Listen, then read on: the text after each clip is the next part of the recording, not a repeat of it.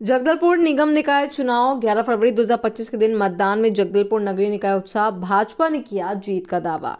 भगवा वस्त्र पहन के महिला कार्यकर्ता पहुंचे, श्रीराम के नारे लगाते हुए जगदलपुर में हुए नगरीय निकाय चुनाव में मतदाताओं ने उत्साहपूर्वक भाग लिया। मतदान केंद्रों पर पुरुष, महिलाएं और वरिष्ठ नागरिकों की लंबी कतारें देखी गई। चुनाव शांतिपूर्ण संपन्न हुआ और प्रशासन ने सुरक्षा के कड़े इंतजाम किए। कैबिनेट मंत्री केदार कश्यप ने दावा किया कि भाजपा बड़े अंतर से जीत दर्ज करेगी। भारतीय जनता पार्टी के संकल्प पत्र की गई घोषणाओं को पूरा किया जाएगा। जबकि महापौर प्रत्याशी संजय पांडे ने मतदान केंद्रों का दौरा कर व्यवस्थाओं का जायजा लिया। चुनाव प्रक्रिया निश्चित समय से न होकर विलंब से शुरू होने का आरोप लगाया। वहीं दूसरी ओर कांग्रेस पार्षद प्रत्याशी राजेश चौधरी ने कांग्रेस की जीत का दावा किया। प्रशासन द्वारा चुनाव के इंतजाम के संबंध में भी कहा कि अब सभी की निगाहें परिणामों पर टिकी हैं, जो जल्द ही घोषित किए जाएंगे। यहाँ के जो महापौर के चुनाव हो रहा है उसके और पार्षदों का चुनाव हो रहा है उसके बीच हम खड़े हैं शासकीय प्राथमिक शाला रविन्द्रनाथ टैगोर के पास। अब यहाँ मतदान केंद्र के विषय में आप बताइए। यहाँ पे मतदान केंद्र टोटल 3 है, 66, 67, 68।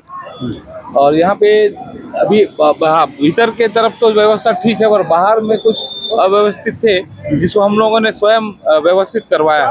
और सबसे पहला बात यह है कि निर्वाचन आयोग, राज्य निर्वाचन आयोग जो है, एक बहुत बड़ा त्रुटि किया है।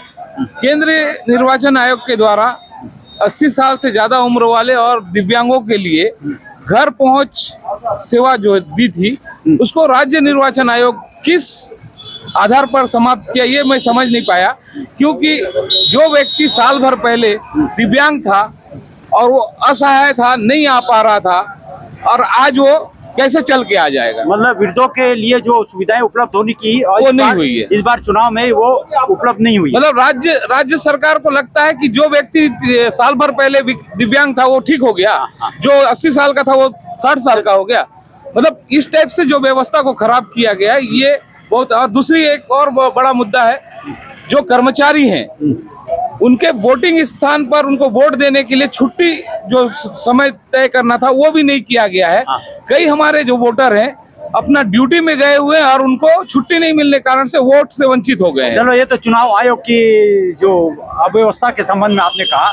इस बार जो मतदान हो रहे हैं उसमें लोगों को यहाँ पहुँच रहे हैं, उनमें और क्या सुविधा उपलब्ध? लोगों में तो अभी मतदान के प्रति अच्छी रुचि दिख रही है और लगातार वो आ भी रहे हैं, मतदाता आ रहे हैं। सुविधा के नाम पर यहाँ पे ना लाने ले जाने की सुविधा के जो कलेक्टर ने, निर्वाचन अधिकारी ने कहा था, वो कुछ हुआ नहीं।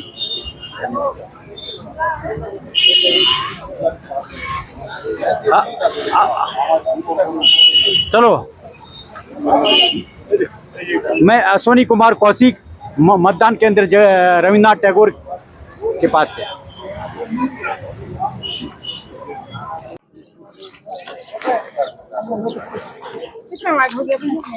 हम लोग घूम रहे हैं सब जगह।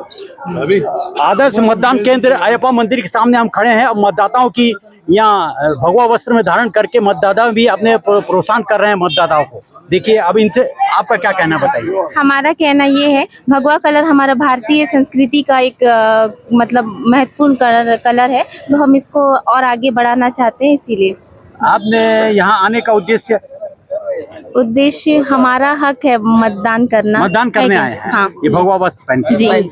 मतलब लोगों को अपने सनातन धर्म की जागरूक करने के लिए। जय जय श्री राम। जय जय श्री राम।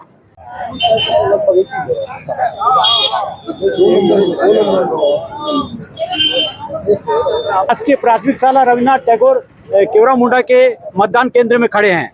अब हम मतदान देने वाले लोगों से चर्चा कर रहे हैं कि यहाँ की व्यवस्था कैसी है, मतदान देने का अनुभव क्या है, बताइए। हमने अपने मताधिकार का उपयोग किया, बहुत बढ़िया व्यवस्था किया है। सबको जो है प्रॉपर व्यवस्था है। अंदर भी बहुत बढ़िया है, एक एक नाम पूछ के आइडेंटिफाई के बाद ही अंदर भेजा जा रहा है। बहुत बढ़िया व्यवस्था किया प्रशासन ने। प्रशासन की बहुत अच्छी व्यवस्था रही इस उपचुनाव के लिए। जिला प्रशासन को इसके संबंध में क्या संदेश देना चाहते हैं? बहुत बढ़िया व्यवस्था की, इसी प्रकार आगे भी ऐसे व्यवस्था करते रहे, कोई दिक्कत नहीं हुआ है। बढ़िया एक एक को जो है आइडेंटिफाई करके चेहरा पहचान के भेजा जा रहा है।